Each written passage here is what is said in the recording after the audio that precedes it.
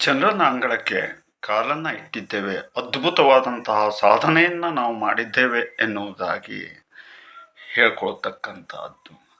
ಆದರೆ ಒಂದು ಸ್ವಲ್ಪ ವಿಚಾರವನ್ನು ಮಾಡಿದರೆ ಚಂದ್ರನ ಅಂಗಳ ಹೇಳ್ತಕ್ಕಂಥದ್ದಕ್ಕೆ ಹಿಂದೆಯೇ ಋಷಿಮುನಿಗಳು ಕಾಲನ್ನು ಇಟ್ಟಿದ್ರು.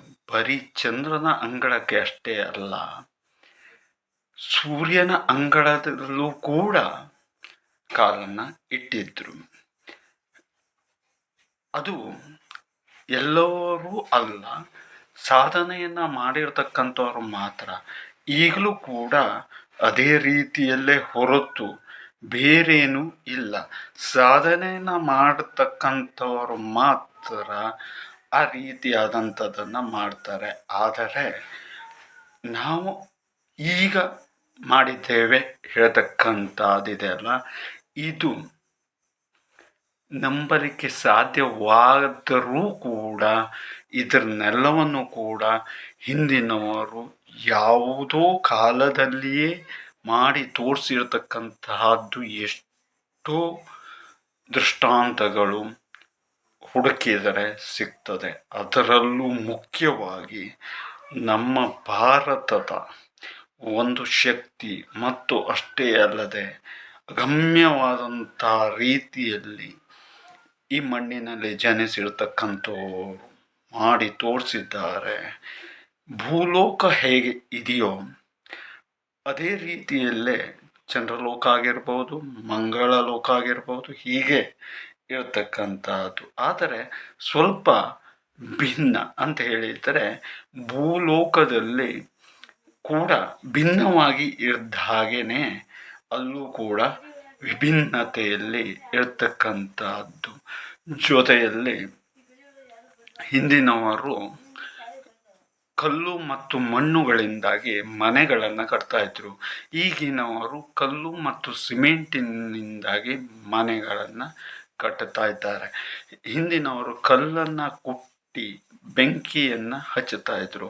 ಈಗಿನವರು ಚಕ್ಮುಕ್ಕಿ ಮತ್ತು ಮರದ ಕಡ್ಡಿಯ ಮೂಲಕವಾಗಿ ಬೆಂಕಿಯನ್ನು ಹಚ್ತಾ ಇದ್ದೇವೆ. ಈಗ ವಿಮಾನದಲ್ಲಿ ಓಡಾಟವನ್ನು ಕೆಲವರು ಮಾಡ್ತಾರೆ. ಆಗ ಪುಷ್ಪಕ ವಿಮಾನ ಎಂಬುದನ್ನು ರೀತಿಯಲ್ಲಿ ಅವರು ಮಾಡ್ತಾ ಇದ್ದರು.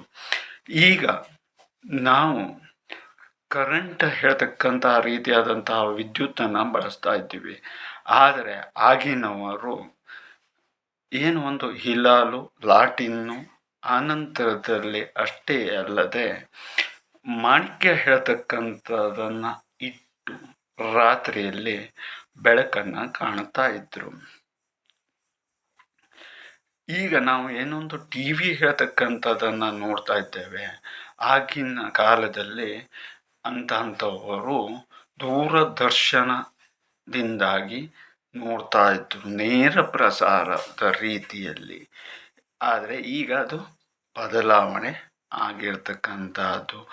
ಇನ್ನು ಈಗ ನಾವು ಏನೋ ಒಂದು ಫೋನ್ ಹೇಳ್ತಕ್ಕಂಥದ್ದನ್ನು ಕರೆಯುತ್ತೇವೆ. ಆಗ ದೂರಶ್ರವಣ ಹೇಳ್ತಕ್ಕಂತಹ ಒಂದು ವಿಧಾನದಿಂದಾಗಿ ಅದನ್ನು ಬಳಸ್ತಾ ಇದ್ರು. ಈಗ ಟ್ವಿಟರ್ ಹೇಳ್ತಕ್ಕಂಥದ್ದನ್ನು ಏನು ಬಳಸ್ತಾ ಇದ್ದಾರೆ, ಆಗ ಅದು ಪಾರಿವಾಳದ ಸಂದೇಶ ಅಥವಾ ಗಿಳಿಯ ಸಂದೇಶ ಎಂಬುದಾಗಿ ಕರಿತಾ ಇದ್ರು ಅಥವಾ ಮಾಡ್ತಾ ಇದ್ರು ಕೂಡ. ಇನ್ನು ಆಗ ಏನೊಂದು 0ರಿಂದ 9 ಸಂಖ್ಯೆ ಹೇಳ್ತಕ್ಕಂಥದ್ದನ್ನು ತೆಗೆದುಕೊಂಡಿದ್ರು. ಈಗ ನಾವು 1 2 3 ಎಂಬ ಸಂಖ್ಯೆಯಿಂದ ತಗೊಳ್ತಾರೆ.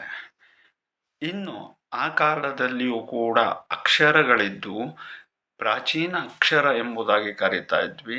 ಈಗ ಅದಕ್ಕೆ ಮೆರುಗನ್ನು ಕೊಟ್ಟು ಈಗಿನ ರೀತಿಯಾದಂತಹ ಅಕ್ಷರ, ಕನ್ನಡ ಆಗಿರ್ಬೋದು, ಇನ್ನು ಸಂಸ್ಕೃತ ಆಗಿರ್ಬೋದು, ಹೀಗೆ ಇಂದಿನ ರೀತಿಯಾದಂತಹ ಅಕ್ಷರದಲ್ಲಿ ಸ್ವಲ್ಪ ಬದಲಾವಣೆಯನ್ನು ತಂದಿರತಕ್ಕಂಥದ್ದು. ಆಗಿನ ಕಾಲದಲ್ಲಿ ಯುದ್ಧ ಹೇಳ್ತಕ್ಕಂಥದ್ದು ಕೂಡ ಹಿಂದೆ ಎಲ್ಲ ಯುಗಗಳಲ್ಲೂ ಕೂಡ ಇದ್ವು.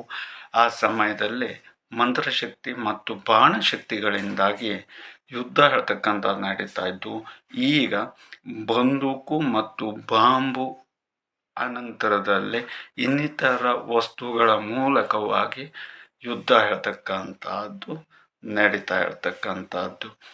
ಆಗ ಆರೋಗ್ಯಕ್ಕೆ ಹಾಳಾದಂತಹ ಸಮಯದಲ್ಲಿ ಗಿಡಮೂಲಿಕೆ ಔಷಧಿ ಮತ್ತು ಮಂತ್ರಶಕ್ತಿಯ ಔಷಧಿ ಮೂಲಕವಾಗಿ ಅವರನ್ನು ಸಂಪೂರ್ಣವಾಗಿ ಗುಣಮುಖರನ್ನಾಗಿ ಮಾಡ್ತಾ ಇದ್ರು.